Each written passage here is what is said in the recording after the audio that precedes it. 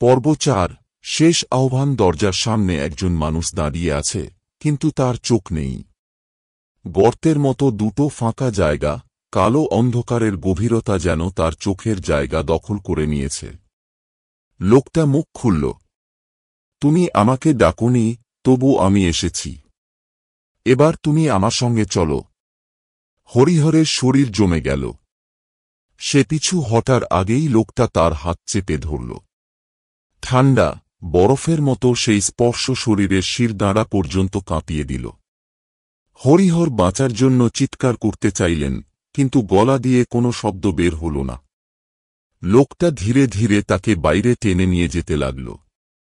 তখনই হরিহরের স্ত্রী পিছন থেকে গঙ্গাজল ছিটিয়ে দিলেন। ভীষণ আর্তনাদ করে ছায়ামূর্তিটা মিলিয়ে গেল বাতাসে। পরদিন সকালে গ্রামবাসীরা হরিহরের উঠোনে গিয়ে দেখল, ভেজা পায়ের ছাপগুলো এবার বাড়ির বাইরে বেরিয়ে গেছে। কিন্তু শেষ ছাপটা শেষ হয়েছে একটা গর্তের সামনে। সেই গর্ত, যেখানে সেই তান্ত্রিকের মরদেহ কবর দেওয়া হয়েছিল বহু বছর আগে। অমাবস্যার রাত এলেই কেউ না কেউ সেই দরজায় করাঘাত করে যায়।